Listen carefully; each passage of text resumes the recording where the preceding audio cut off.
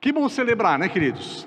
Por isso que o tema dessa mensagem dessa noite é celebrando a liberdade. Quem gosta de liberdade aqui? Quem gosta de prisão? É óbvio, né, que não. Mas às vezes a gente vive em uma prisão e nem sabe. Por isso vamos orar ao Senhor, para que Ele nos traga essa consciência de liberdade, para poder celebrar aquilo que Ele nos presenteia. Curva sua cabeça, ore comigo. Querido Deus e Pai, te agradecemos pelo privilégio de poder ver a mão do Senhor agindo no meio da tua igreja, seja aqui em Blumenau ou em qualquer outra parte do mundo, porque o Senhor não está limitado a espaço, o Senhor não está limitado à condição de uma pessoa, o Senhor não está limitado a uma placa denominacional, o Senhor cumpre com o teu propósito na vida daqueles que te amam, naqueles que estão te buscando e naqueles que ainda nem experimentaram a tua graça, mas o Senhor continua amando e trabalhando nessas vidas para que eles possam experimentar o teu amor, para que eles possam experimentar a liberdade em Cristo e celebrar com alegria esse acontecimento tão importante na vida do ser humano. Abençoa a tua palavra, Senhor, para que nós possamos descobrir elementos da nossa vida que possam de repente estar impedindo uma alegria mais plena, como também nós possamos expressar através de atitudes práticas a nossa liberdade em Cristo. E assim oramos em nome de Jesus. Hoje é chamado o Domingo de Ramos, né? Talvez alguns evangélicos nem lembram mais, né? Nos meus tempos de católico, já faz tempo, a gente fazia isso com uma certa frequência prática e conhecia essas coisas. Mas hoje então a gente está celebrando Domingo de Ramos, que é uma festa cristã. Ela tem uma data não fixa, né? Sempre celebrada no domingo anterior à Páscoa. E esse evento ele então marca a chamada Semana Santa, né? Semana Santa, e tem como objetivo então preparar os cristãos para a questão da paixão, da morte e de ressurreição de Jesus Cristo. Então é por isso que se chama a Semana Santa. Mas antes de entrar especificamente no tema em si, eu quero falar sobre lendas e mitos, porque em toda situação de verdade que envolve a pessoa de Jesus Cristo, tipo Natal, Páscoa, sempre tem alguma coisa no meio que não é verdade. Como no Natal tem a lenda do Papai Noel, na Páscoa tem a lenda do Coelhinho da Páscoa. Já ouviu falar nele? E essa lenda, ela foi disseminada na Europa, trazida da América para a América há mais de 300 anos. Ganhou força no continente americano com a imigração alemã no século XVIII. E para os alemães era muito comum esconder em grandes quintais ovos de galinhas pintados à mão com motivos festivos para as crianças encontrarem. Isso fazia referência à primavera. E para essas civilizações, o ovo era um símbolo de força, vitalidade e fertilidade. E presentear então amigos com esse item era como desejar bonança e fartura nas colheitas que viriam. E agitados com a movimentação das crianças, os coelhos que ali viviam saltavam de suas tocas. Com o tempo, os adultos uniram os ovos e os coelhos numa história, dizendo aos filhos que os animais traziam os presentes de Páscoa. Mais ou menos aí é uma explicação. Só que tem no hemisfério norte, o coelho hiberna para sua toca durante o inverno e depois ele desaparece. E no fim da estação, no período da Páscoa, o coelho é o primeiro animal a sair do abrigo. Já nos países do hemisfério sul, aqui como no Brasil, por não haver hibernação, a explicação é a rápida reprodução, tornando-se um símbolo de fertilidade e vitalidade. E com o passar do tempo, o coelho se tornou, pasmem, símbolo da ressurreição. E a figura do coelho então juntou-se ao ovo, que seria um símbolo da própria vida. E o ovo contém uma vida que surge repentinamente, e esse então seria o sentido para a Páscoa. A Igreja Católica, lá do século XVIII, adotou oficialmente o ovo como símbolo da ressurreição de Cristo. E o protestantismo acentuou mais a tradição do coelho, enquanto a tradição católica usou o símbolo do ovo. Então, com o passar do tempo, as duas tradições se uniram. Então, hoje, nós temos aí o tal do coelhinho da Páscoa. Então, assim foi santificado um uso originalmente pagão. Então, depois de um certo tempo, pilhas de ovos eram abençoados, eram benzidos, né? Nos cultos públicos, antes de ser distribuído aos fiéis. Mais tarde, já não eram mais ovos de galinha, mas aí passaram aos ovos de chocolate. E aí a ideia de ressurreição, que era a ideia principal, a renovação da vida, ela foi se perdendo de vista. Mas os ovos de chocolate não, né? Eles estão continuando supostamente aí trazidos pelo tal do coelhinho. Os ovos de chocolate, como são conhecidos hoje, eles começaram a aparecer lá por volta do século XVIII, com a descoberta do cacau. E a introdução desse alimento na culinária europeia. E a venda de forma industrial, no entanto, só veio no século XIX por meio de uma cultura americanizada de consumo, né? Então, o americano gosta de consumir, lança isso para o mundo todo. E o moderno ovo de Páscoa que você vê por aí, ele começou a ser produzido então, em torno de 1828, quando a indústria de chocolate então, começou a desenvolver-se. Outra coisa, por que não se come carne vermelha na Páscoa, na Sexta-feira Santa? Não comer carne vermelha na Sexta-feira Santa iniciou-se na Idade Média. E por que eu estou falando dessas coisas? Porque as pessoas fazem as coisas e não sabem o porquê. Nós não podemos ser simplesmente ignorantes com as coisas que estão ao nosso redor. Nós precisamos ter explicações. Então, precisamos viver a realidade e fazer as escolhas embasadas em informações coerentes. Então, lá na Idade Média, através do Papa Nicolau I, no século IX, já faz tempo, hein? Ele instituiu que não era para comer carne vermelha na Sexta-feira Santa. Assim, então, a penitência passou a ser obrigatória para todos os cristãos da época, a partir dos 7 anos de idade, que naquela época era vista já como idade da razão. O consumo de carne vermelha fazia alusão, então, ao sangue derramado por Cristo para perdão dos pecados. Todas as coisas parecem que têm uma explicação lógica, né?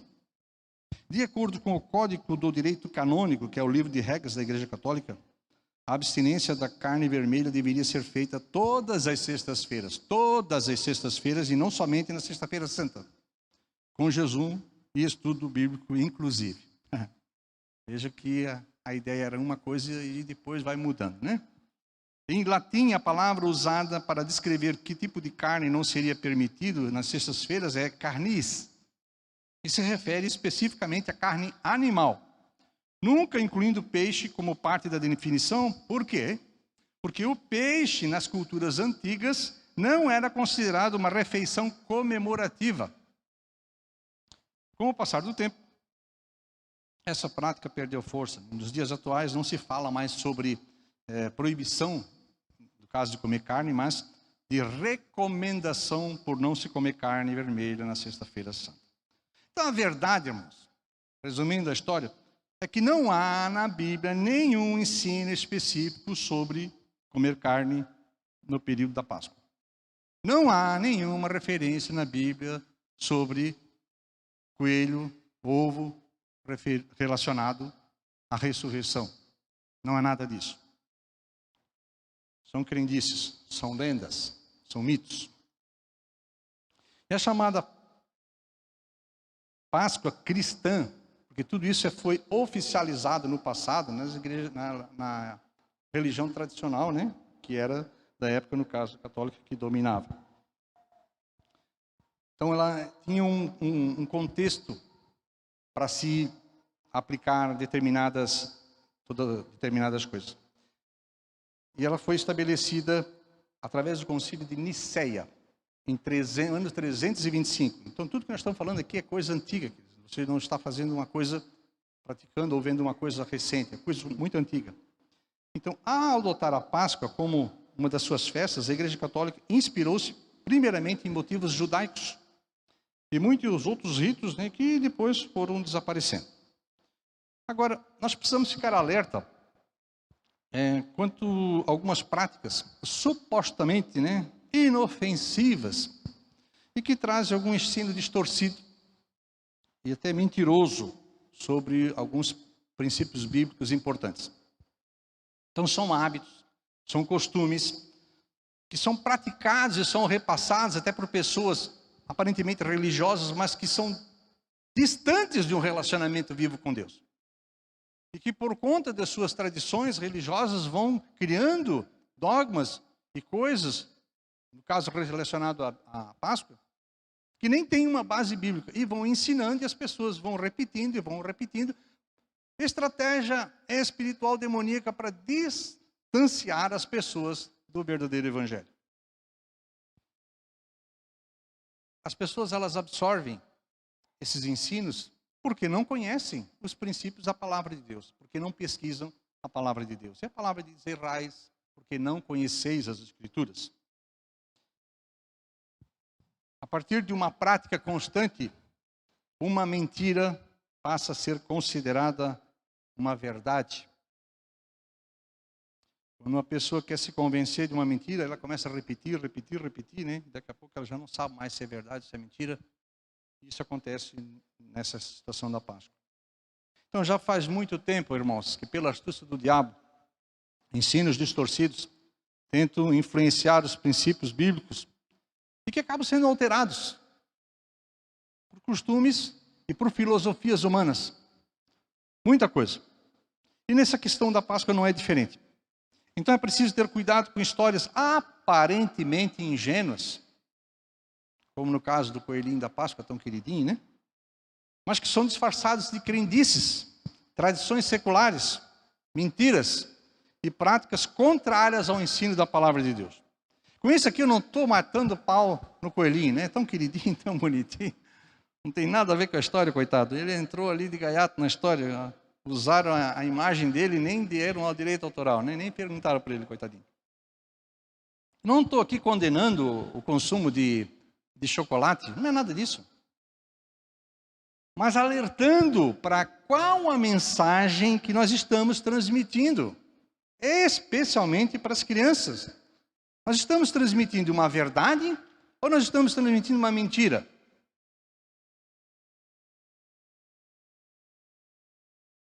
Talvez muitos daqui descobriram que foram enganados pelos seus pais já quando eram adultos.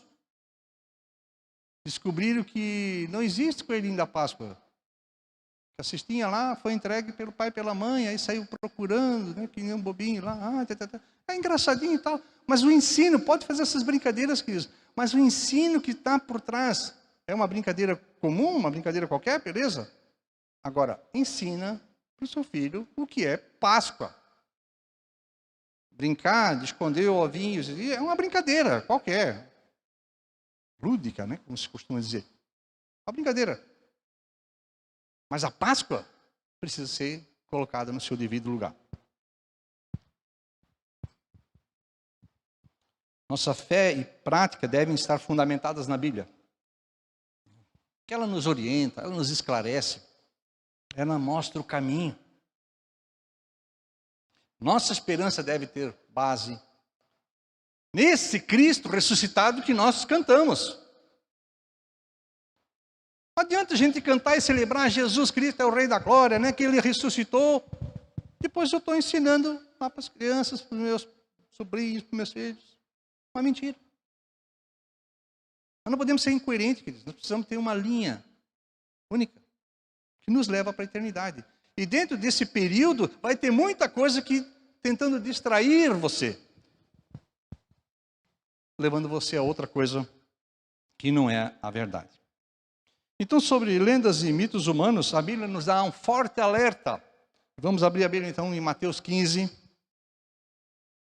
Devemos ter aqui a transparência, né? Transparência não, né? Um slide, cara, é mais antigo, usando transparência. Mas tudo bem, vocês entenderam, né?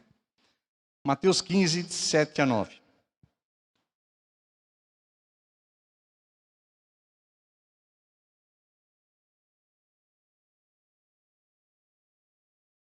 Muitas vezes estamos, ou às vezes queremos ouvir um evangelho mais soft, não tão alertante, mas olha o que a Bíblia diz ali. Mateus é direto. Ele diz: hipócritas, Bem profetizou Isaías acerca de vocês, dizendo: esse povo me honra com os lábios, mas o seu coração está longe de mim. Em vão me adoram. Seus ensinamentos não passam de regras ensinadas por homens. Discurso duro, mas verdadeiro. Muito bem, vamos trabalhar então sobre a história bíblica. O que diz a Bíblia a respeito da Páscoa. Porque o que a Bíblia diz sobre a Páscoa é verdade. Então, isso você pode absorver como verdade plena. Então, Êxodo 12, 11 a 14. Tudo começou no Egito. E o texto de Êxodo 12, 11 a 14 diz: ao comerem, estejam prontos para sair, cinto no lugar, sandália nos pés e cajado na mão. Comam apressadamente. Esta é a Páscoa do Senhor. Naquela mesma noite passarei pelo Egito e matarei todos os primogênitos, tanto dos homens como dos animais, e executarei juízo sobre todos os deuses do Egito. Eu sou o Senhor. O sangue será um sinal para indicar as casas em que vocês estiverem. Quando eu vir o sangue, passarei adiante. A praga de destruição não os atingirá quando eu ferir o Egito. Este dia será um memorial que vocês e todos os seus descendentes o comemorarão como festa ao Senhor. Comemorem-no como decreto perpétuo. Então foi Deus quem estabeleceu a Páscoa. Ali começa. Mas ele falou que era uma celebração contínua, para que os israelitas pudessem lembrar-se da noite em que Deus os livrou da escravidão do Egito. Libertação, liberdade. Eles estavam vivenciando aquilo e era um momento então para que ficasse marcado em suas memórias esse momento. Até porque não tinha máquina fotográfica, né? Não dava para fazer um videozinho, gravar aquela coisa toda. Então tinha que gravar na memória e com uma coisa específica que se repetisse continuamente para as outras gerações.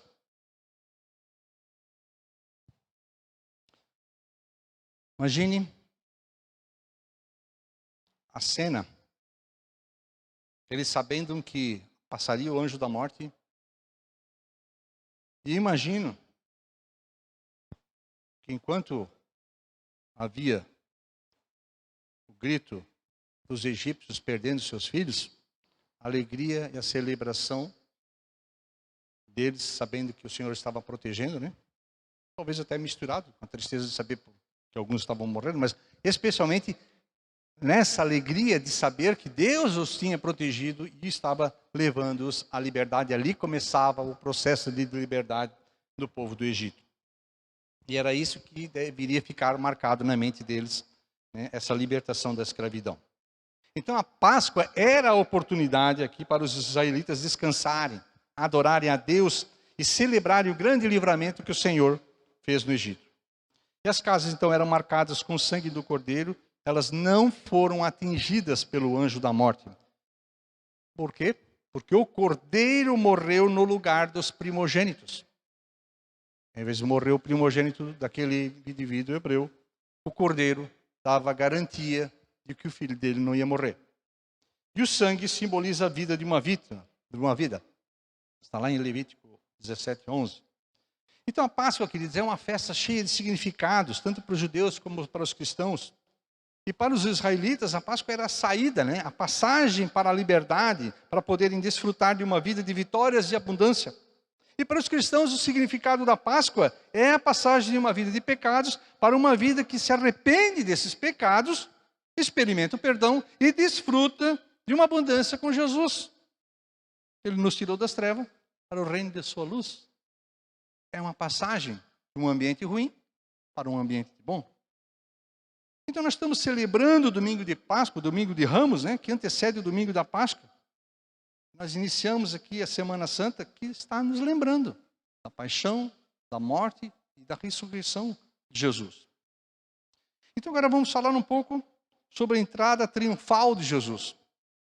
Está lá em Mateus 21, de 1 a 11, e existem os relatos semelhantes no livro de Marcos 11, de 1 a 10, Lucas 19, 29 a 38, e João 12, de 12 a 16. E aqui começa o relatório da última semana da vida humana de Jesus, que é justamente a chamada, né, Semana Santa. Mateus 21, 1 a 11. O texto diz: quando se aproximaram de Jerusalém e chegaram a Betfagé, ao Monte das Oliveiras, Jesus enviou 2 discípulos, dizendo-lhes: vão ao povoado que está diante de vocês, logo encontrarão uma jumenta amarrada, com um jumentinho ao lado. Desamarrem-nos e tragam-nos para mim. Se alguém lhes perguntar algo, digam-lhe que o Senhor precisa deles e logo os enviará de volta. Isso aconteceu para que se cumprisse o que fora dito pelo profeta. Digam à cidade de Sião: eis que o seu rei vem a você, humilde e montado num jumento, num jumentinho, cria de jumenta. Os discípulos foram e fizeram o que Jesus tinha ordenado. Trouxeram a jumenta e o jumentinho, colocaram sobre eles os seus mantos, e sobre estes Jesus montou.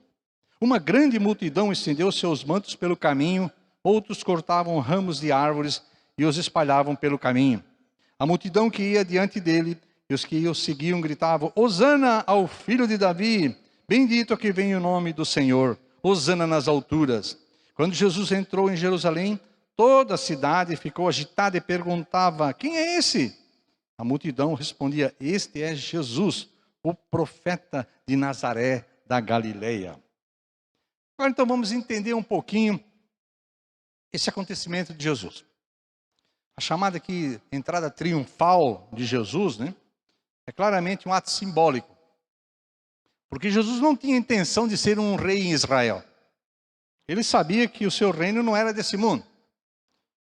Então, para se estabelecer um rei naquele tempo, a cerimônia tinha um ritual complexo, né? E nas procissões militares dos reis, eles entravam na cidade com um animal muito forte, bonito, mostrando com arrogância serem homens de guerra, seu poderio e as conquistas realizadas. E com isso, as pessoas aplaudiam, né? Ah, esse é o cara, né? E acompanhavam, o povo acompanhava eles no cortejo. E o ato de estender os ramos e os mantos era a prática daquele tempo para homenagear então os reis e soberanos da época. Não aconteceu só com Jesus, era um hábito já, né? Considerando que era uma pessoa importante. Então, pelo fato das pessoas saudarem Jesus com os ramos aí, e de palmeira e de oliveira, então essa data depois ficou conhecida como Domingo de Ramos. Muito bem. Diferente dos reis, né, desses outros reis que entravam triunfantemente, Jesus se apresenta ao povo com humildade. Ele monta num jumentinho, um animal de carga, mostrando-se um servo de Deus, que tem como objetivo conquistar a libertação dos pecadores. E agindo assim, Jesus declara sua identidade messiânica, o Redentor prometido aos judeus, mas com uma postura de humildade, de mansidão, compaixão, misericórdia. No plano histórico, o empréstimo de uma jumenta, só para você ter uma ideia, né, por um determinado tempo, emprestar uma jumenta por um determinado tempo, podia ser visto como um gesto de hospitalidade com os peregrinos que vinham para a festa da Páscoa em Jerusalém, ou como honra em poder ajudar alguém importante. Então era uma prática daquele momento da festa da Páscoa em Jerusalém. As pessoas eram hospitaleiras, né? Já tinham essa prática constante.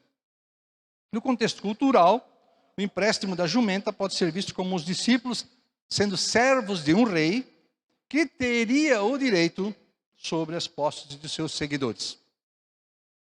E é interessante que Mateus aqui ele faz referência a 2 animais e não apenas um. Ele está interpretando aqui um texto de Zacarias 9:9, que está dentro daquilo que nós lemos de Mateus, né? E ele diz: alegre, o texto lá de Zacarias 9:9 diz, que nós lemos: alegre-se muito, cidade de Sião, exulte Jerusalém, eis que o seu rei vem a você, justo e vitorioso, humilde e montado no jumento, uma jumentia cria de jumento. Então, todas as coisas relacionadas a Jesus foram profetizadas com muita antecedência e cumpridas fielmente. Só Mateus aqui menciona a mãe do jumentinho, e para dar uma ênfase que seria um animal jovem, ainda não desmamado, e portanto que não tinha sido montado. Jumentos que não haviam sido montados naquela época costumavam estar acompanhados da mãe. E nesse ponto, podemos até considerar aqui que Jesus aplica sua misericórdia, não permitindo que o filhote fosse separado da sua mãe. Jesus amava os pets também. Pode ter certeza que ele é tanto na sua criação no todo. Não era só com o ser humano. Aqui tem uma declaração que nós cantamos antes, né? Hosana ao filho de Davi. O texto diz, bendito é o que vem em nome do Senhor. E nós cantamos antes. O texto diz Hosana nas alturas, usando uma expressão registrada lá no Salmo 118, versículos 25 e 26. Mas a palavra Hosana era um pouco diferente. O texto de Salmo 118 diz assim, salva-nos, Senhor. Nós imploramos, faz-nos prosperar. Faz-nos prosperar, Senhor. Nós suplicamos, bendito é o que vem em nome do Senhor. Da casa do Senhor nós os abençoamos. Então, Hosana é uma expressão hebraica que significa, ó, salve, ou salve-nos. Mas com o passar do tempo, né, como as coisas vão mudando, e especialmente nessa questão relacionada a Jesus, tornou-se uma expressão de louvor a Deus. Então, assim, o significado de Hosana mudou de um pedido por salvação para uma expressão de gratidão pela salvação que estaria acontecendo, que estava chegando. Também o povo declara ali, bendito é o que vem, né? Bendito é o reino vindouro de nosso pai Davi. E aqui só para não confundir, né? Davi era o pai deles, dos judeus, no sentido libertador, não como ancestral, né? A palavra Páscoa, então, é de origem hebraica, que significa passagem, ou passar por cima. E a festa da Páscoa celebrava, então, essa libertação divina de Israel da escravidão do Egito. Daí, então, vinha essa esperança de uma libertação futura de seus problemas. E, então, Jesus era o cara, né? Era o Messias esperado para ser o líder do povo judeu na luta contra os romanos. Só que não era isso que Jesus queria. Ele não ia vir montado num jumento para realizar a luta dele contra os judeus, porque não era esse o propósito. O propósito de Jesus era mais honroso. Ele sabia que ele era o Cordeiro de Deus. Veja lá João 1:29. João 1:29. Jesus é o Cordeiro. Diz o texto, no dia seguinte, João viu Jesus aproximando-se e disse, vejam, é o Cordeiro de Deus que tira o pecado do mundo. Irmãos, no Egito, um cordeiro foi sacrificado para manter a vida dos judeus. O sangue foi derramado nas laterais e nas vigas superiores das portas das casas. E na cruz, Jesus derramou o seu sangue, tornando assim o Cordeiro de Deus que tira o pecado do mundo e não apenas dos israelitas. Quando eu era um tanto quanto jovem, coroinha, né, aquelas coisas todas, e ouvia a história, eu sempre ouvia esse texto. Cordeiro de Deus que tira o pecado do mundo. Só que quando eu me converti, depois que fui descobrir, nunca ninguém explicava nada. Não, mas que bicho que tira o cordeiro? Que, afinal de contas, que animal que é esse? Tudo do Velho Testamento está relacionado às coisas, os grandes pontos chaves do Velho Testamento estão relacionados e apontam para Jesus. E nesse caso, o cordeiro Jesus tipificava aquele cordeiro que foi imolado, né, que foi sacrificado, tipificava Jesus que foi sacrificado na cruz posteriormente. E no caso de Jesus, que torna-se o Cordeiro de Deus, ele tira o pecado não apenas dos israelitas, mas de todas as pessoas, sem exceção. E assim como aconteceu no Mar Vermelho, né, através de Moisés com o povo judeu, que Moisés abriu um caminho, Deus abriu um novo caminho. Na cruz, Jesus também derrotou o mal e abriu um novo caminho. E costumamos dizer, um novo e vivo, né, caminho para uma vida abundante. E essa vida abundante em Jesus, ela é usufruída pela nossa confiança em Jesus, naquilo que Ele realizou para enfrentar as nossas lutas, as nossas batalhas diárias. Sabendo que só Jesus pode nos dar alívio verdadeiro. daquilo que nós necessitamos. Está lá em Mateus 11, 28, né? Ele convida-nos a buscá-lo para nos sentirmos aliviados. Durante 3 anos, irmãos, Jesus anuncia a salvação, realizando muitos sinais miraculosos. E agora, o que acontece? Ele estava preparado para a sua morte que se aproximava. Ele sabia disso. Olha lá o que diz João, capítulo 10, versículos 17 e 18. João, capítulo 10, versículos 17 e 18.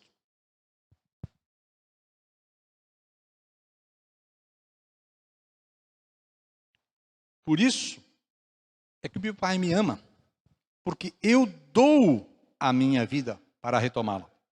Ninguém a tira de mim, mas eu a dou por minha espontânea vontade. Tenho autoridade para dá-la e para retomá-la. Esta ordem recebi de meu Pai. Então, a atitude aqui de Jesus está caracterizada pela sua obediência ao Pai. Ele veio para servir a Deus e para dar a sua própria vida. Ele obedeceu como uma entrega espontânea. Ele não foi forçado. E o auto-sacrifício de Jesus é um ato de amor obediente ao Pai. Então Jesus não foi uma vítima dos religiosos judeus, mas ele entregou a sua vida de uma forma voluntária, porque ele nos ama.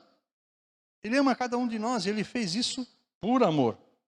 A entrada triunfal de Jesus em Jerusalém, então, nos lembra, irmãos, que na sexta-feira, Jesus é o Cordeiro.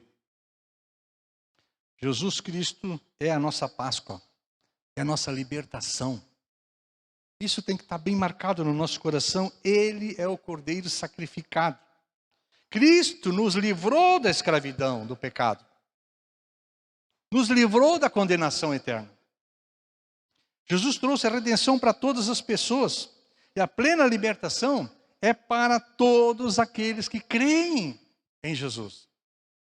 Talvez aqui você seja aqui hoje à noite, já calejado de tanto ouvir a respeito do Evangelho.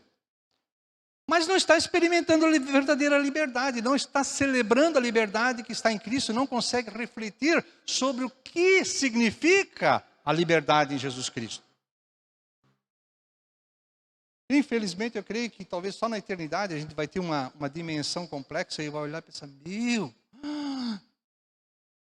por que não celebrei mais? Por que não festejei mais? Por que não me alegrei mais por aquilo que Jesus realizou? Há uma dica aqui. Está em tempo. Eu creio que Jesus não vai voltar, estou profetizando aqui, né? Não vai voltar logo. Sabe por quê? Porque Ele quer que você experimente essa liberdade. Não apenas cultuar ao Senhor congregacionalmente, que é maravilhoso, mas cultuar ao Senhor na intimidade do seu ser e experimentando essa liberdade. Por quê? Porque Jesus morreu e ressuscitou. Isso faz toda a diferença. Nós celebramos o Natal, aleluia, Jesus nasceu. Mas se Ele não tivesse morrido e ressuscitado, nós estávamos ferrados. Ele podia ter feito outras escolhas, mas Ele obedeceu ao Pai. Ele cumpriu o seu propósito, Ele foi até o fim, nos amou até o fim. Isso é motivo de celebração. Isso é motivo de alegria, irmãos. O túmulo está vazio, aleluia! Foram procurar ele lá, cadê o cara? Ele não estava mais. Porque esse não é lugar, porque Jesus não era rei dos mortos, Ele é rei dos vivos. Ele só morreu para substituir a mim e a você, para que nós pudéssemos ter vida plena com Ele. A mensagem do Evangelho continua sendo pregada, aleluia. Porque a palavra ela é viva, ela é eficaz, ela vai produzir os efeitos. E a ressurreição de Jesus renova a nossa esperança da vida eterna com Deus. Deus estava no controle da vida dos israelitas. Deus estava no controle na vida, na morte e na ressurreição de Jesus. E Deus continua no controle das nossas vidas. Ele também está no controle de todas as coisas. Deus sempre terá a palavra final. Ele nunca será surpreendido por alguma estratégia humana. São muitos os motivos para celebrar, irmãos. Aleluia. É por isso que nós podemos celebrar a Páscoa.